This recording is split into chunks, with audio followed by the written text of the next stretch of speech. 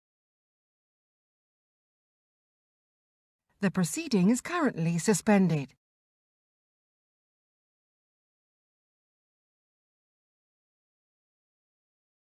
The proceeding is currently suspended.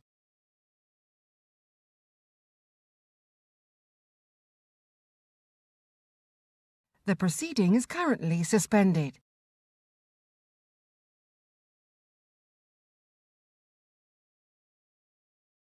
The proceeding is currently suspended.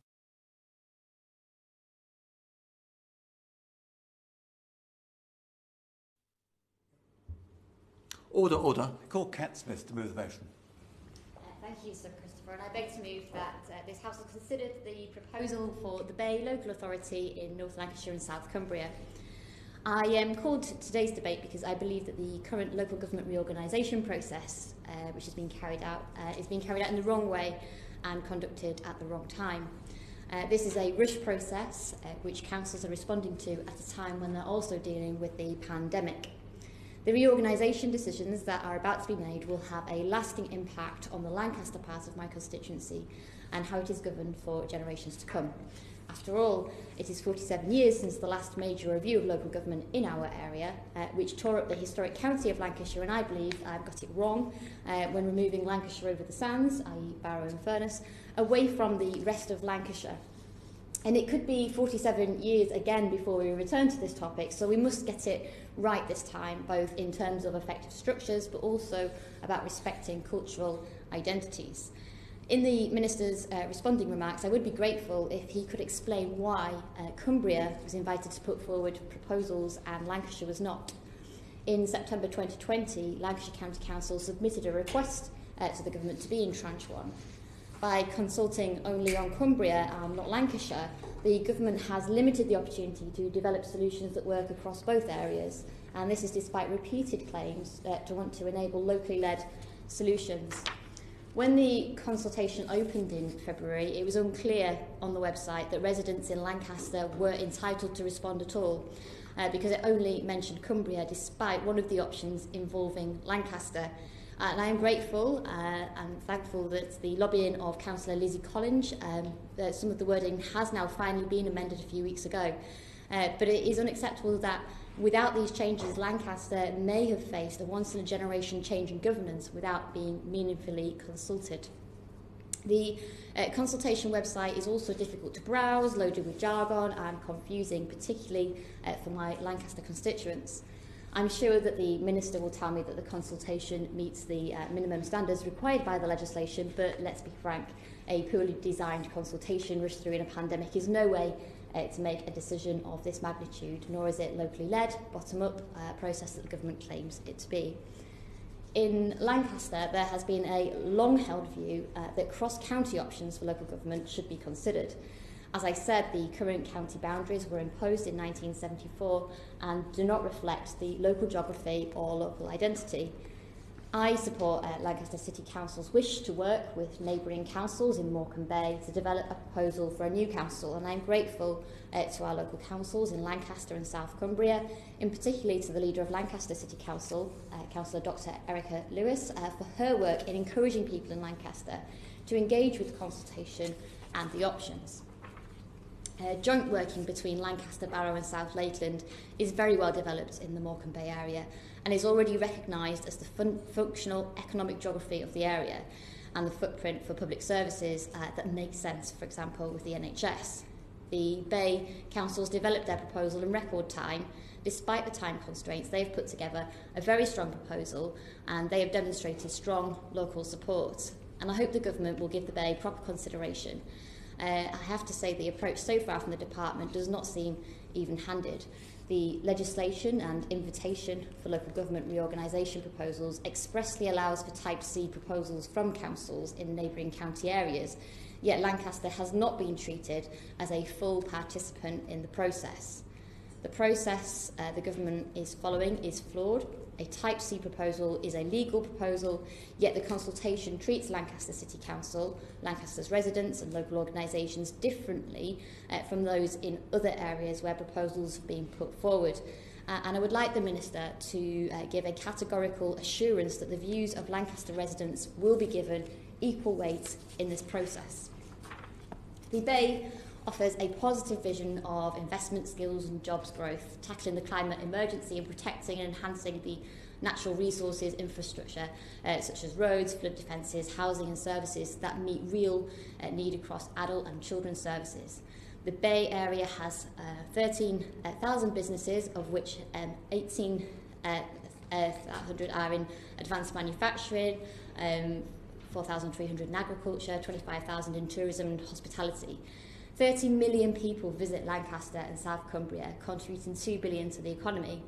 It has 5 major wind farms, oil and gas operations and 2 major nuclear power stations. It also has 2 universities, both already effectively cooperating across the Bay. The Bay has the capacity to tangibly improve people's lives and is a place that works in the real economy. Council spending would be on the same footprint as the NHS, providing clarity and focus. The proposal, addressed previously, missed opportunities to create a council structure that reflects the economic, geographic and population realities of the area. This proposal will strengthen rather than undermine people's identity and affinity with the area. Changing administrative borders does not change people's identity and affinities. The people of Lancaster will always be Lancastrians. Many people in Barrow, despite being administratively in Cumbria, consider themselves to be Lancastrians too. Indeed, as I was born in Barrow, I very much consider myself a Lancastrian, but they are also from the Bay and from the northwest. What will change is locally focused services with decisions made close to where people live and a greater, more meaningful role for communities and town and parish councils if they want it. Throughout this process, the 3 councils of the Bay have said that they want young people to be part of shaping what is in their community and is their future. In order to secure a job with long-term prospects and find a home they can afford, some young people feel they need to move away from the Bay. I want every young person to feel that they can have the opportunities they want and the future they want in Lancaster and across the Bay. So can the Minister reassure me that the views of young people will be considered in making a decision on local government reorganisation? This should not be about party politics. The Bay proposal is based on the natural affinity of the 3 councils and communities that they serve. It actually transcends party politics locally and is based on long-term interests of people who live, work and invest in the Bay Area, not short-term political advantage. A sentiment also reflected in the surveys conducted as part of the consultation. I was disappointed to see the Lancashire County Council response clearly split on party political lines. In weighing this as a consultation response, I hope that the government reflects that whilst Lancashire County Council is divided on these issues, there is strong cross-party support in Lancaster, Barrow and South Lakeland. Lancashire County Council Conservatives are completely wrong to claim that the Bay does not enjoy local support, and I believe that the government will see in the consultation process that there is still very strong local support, and this has already been evidenced by independent polling. This isn't a Labour proposal or a Lib Dem proposal or a Conservative proposal. It has been supported by parties on all sides in all 3 districts because they recognise that is the best solution for communities across Morecambe Bay, and it's not hard to understand why. We're a community tied by history, family, work and education. The Bay would allow councils in the remainder of 2-tier Lancashire to consider their own future, develop new authorities and move to a situation where all of Lancashire has a single-tier local government. The Bay also creates an opportunity for a new North Cumbria Council with an affinity with neighbours in the north of England and southern Scotland. There is potential for enhanced borderlands working. The government has set out 3 tests for proposals, and I want to address each of them, setting out why I believe the Bay meets them. The first test: the Bay will improve local government and service delivery, provide stronger leadership and more sustainable structures. There's a public service imperative to focus on what do public services need to do to respond to today's society and needs. The Bay proposal is about reform as much as reorganisation. This mature joint working between the 3 councils and alignment with health services is a strong basis for creating the new council. Test 2. The Bay has strong local support. It is the only proposal on the table that has very clear local support from the public. And it's not clear how the assessment of local support will be made by the department. So can the Minister reassure me that he will not place the self-interested opposition of Conservative councillors from the other end of Lancashire above the wishes of local people in the Bay area? And the third test, population. The Bay is within the range proposed by the government and has a credible geography. There is obviously a lot of work to do to develop the detailed plans for any new councils that are created, whether that is bringing together current district services or county services. And there is also work to do with the police and fire authorities to develop arrangements. Can the Minister assure me that the government will not put district-led proposals, and specifically a Type C proposal, at an immediate disadvantage on these issues? Because it would make nonsense of inviting a Type C option if the government then rule it out on issues of alignment of police and fire authorities. There must be a pragmatic approach to this and a recognition that there is an opportunity to work out new arrangements in the transition to a new authority. This can be worked out locally, and indeed government can intervene if they wish. Local government reorganisation must be about more than rearranging the deck chairs. On issues like social care, public health, climate change, youth services, more of the same isn't going to be good enough. The department commissioned a research report by Cardiff University which concluded that size is not a detriment of performance, and implications for performance should be evaluated in the context of the reform proposed for each local area. The Bay is a chance to shake things up, to do things differently, and to do it on a geographic footprint that makes sense for services and for local people. And finally, a word about democracy, which should be at the heart of our discussion.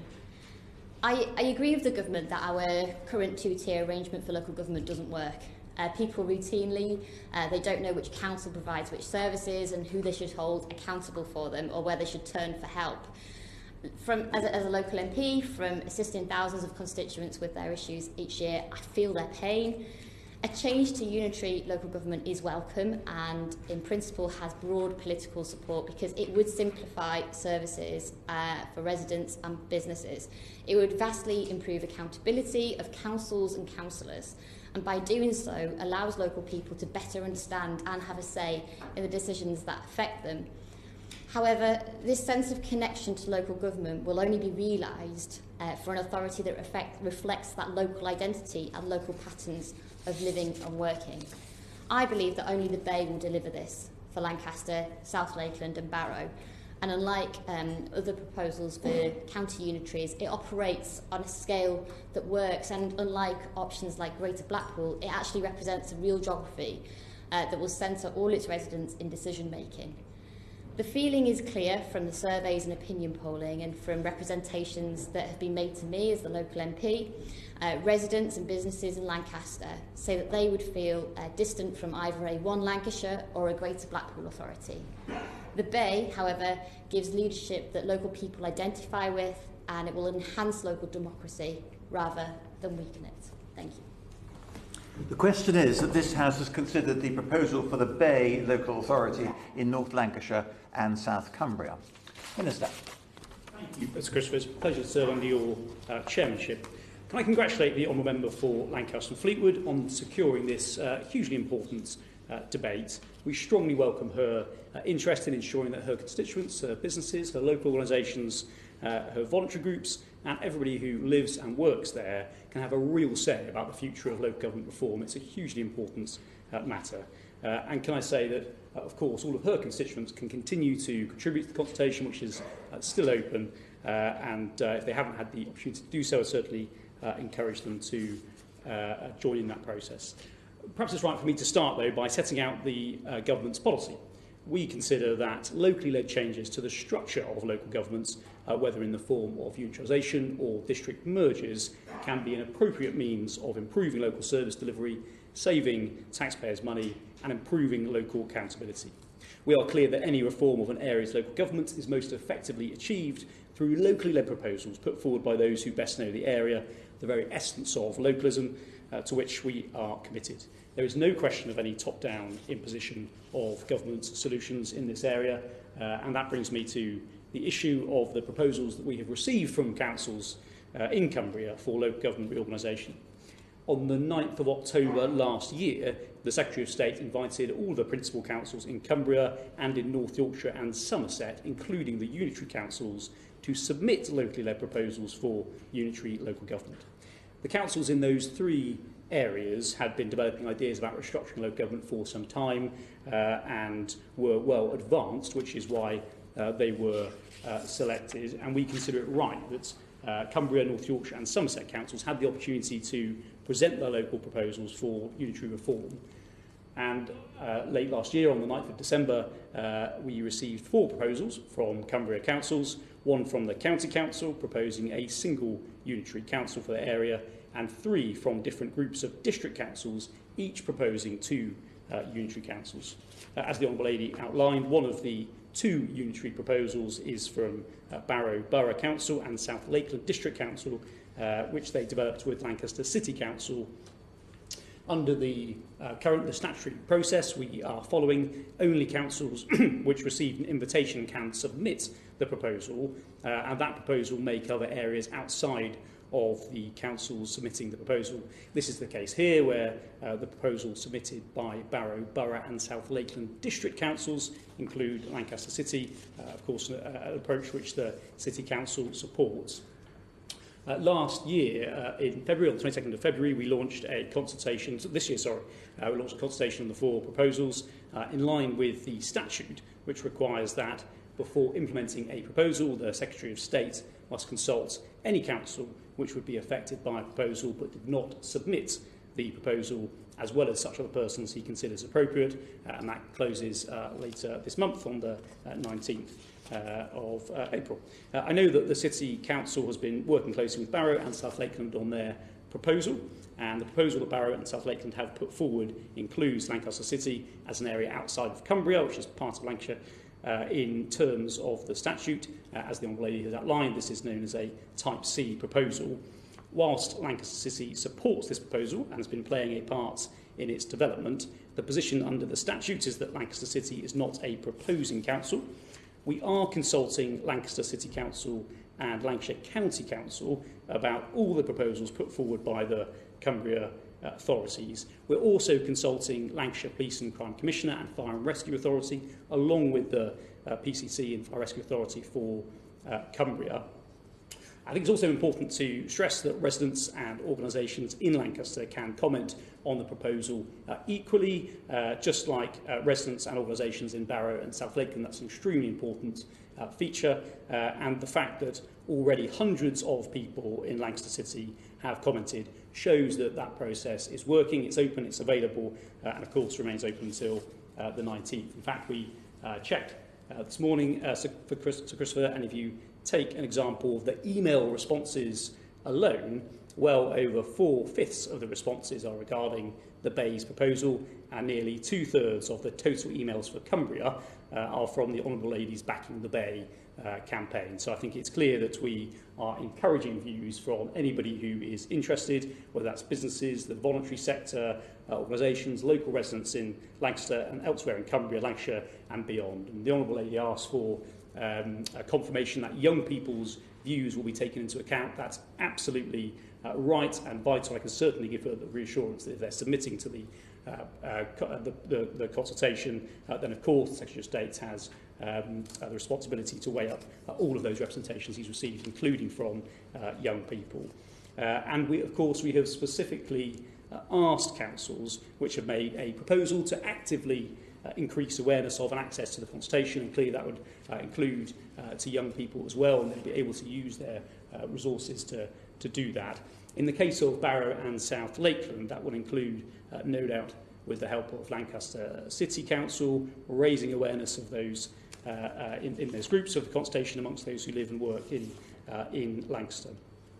The Honourable Lady also mentioned the consultation access through the website, and she's right to highlight that the consultation website does meet the commonly applied web content accessibility guidelines to help it be more accessible to a wide range of people. If she thinks that there are ways that it can be improved further for future consultations, then of course we'd be happy to listen to that. On the wider point of the access to consultation, of course, we asked all councils to facilitate the widest possible awareness of the consultation. We believe it's right that the councils who know their communities best are best placed to generate interest from that wide range of organisations using the connections and information that they have and who understand the requirements of local people to access the consultation. So, for example, that could include a council making both the consultation and the proposal available in non-digital or other accessible formats. And it's also perhaps important to put on record that, of course, people can respond in writing or by email to the consultation, and the details of that are available on the consultation website, and councils can, of course, use that to promote access to the consultation, including to the groups that the Honourable Lady has highlighted. I just wanted to touch on the elections as well, if I could, Sir Christopher, because as the Honourable Lady will be aware, this year's elections to the principal councils in Cumbria, North Yorkshire and Somerset have been rescheduled until May 2022. There is, of course, precedent for such a one-year postponement of elections where unionisation is under consideration. For example, in Buckinghamshire and Northamptonshire, unionisation exercises the same occurred. And we thought that rescheduling those local elections avoided creating a situation where the electorate would be asked to vote for councils a short time after being consulted on proposals which, if they are implemented, would result in the abolition of those councils. The rescheduling of the elections also avoids members being elected to serve for potentially very short terms, a maximum of 2 years where a shadow authority is established. The order that postpones the elections also extends for a year the terms of office of councillors who would otherwise have retired following the May elections this year, and makes consequential provision to ensure that by-elections to vacant seats can still take place. The order postponing the elections has been made without prejudice to any subsequent decisions on the unitary proposals that are under consideration, and does not affect the Police Crime Commissioner election, the Town and Parish Council elections, and any other scheduled by-elections, which will, of course, still occur on the 6th of May.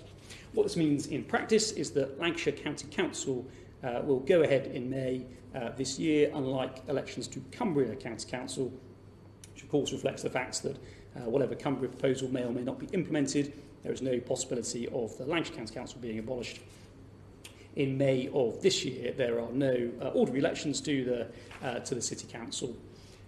Following the consultation, Sir Christopher, the Secretary of State will carefully consider the proposals and has a duty to take into account the 3 criteria, whether the proposal is implemented, whether it will be likely to improve the local government and service delivery in the area, command a good deal of local support, and lead to unitary councils covering the credible geography. And, of course, the representations that the Honourable Lady has both made today and through the process will be taken into account as part of that process.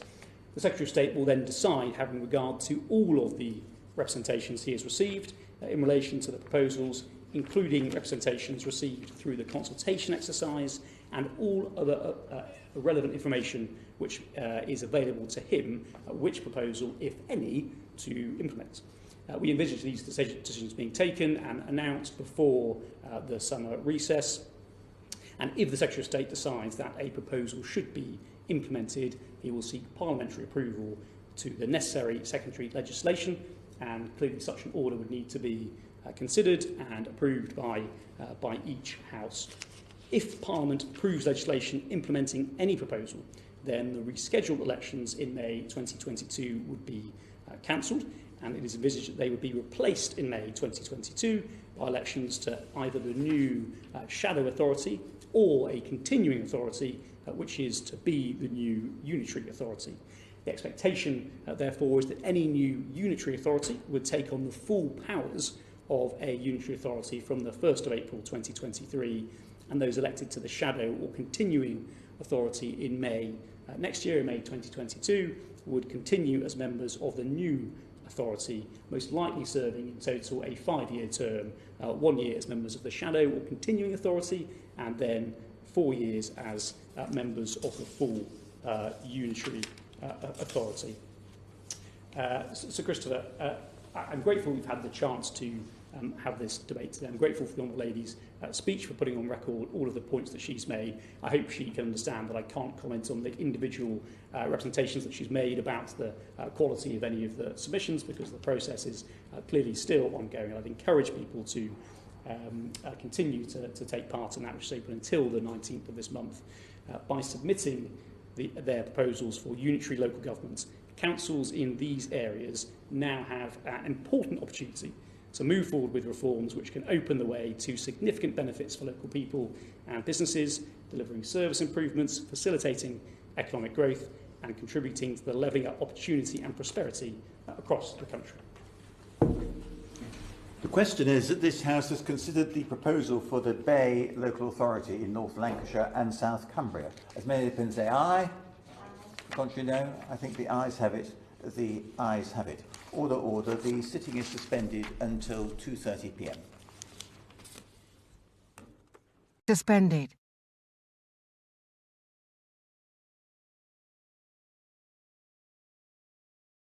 The proceeding is currently suspended.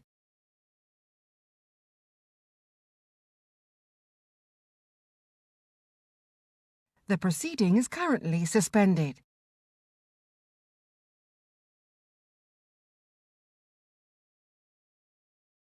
The proceeding is currently suspended.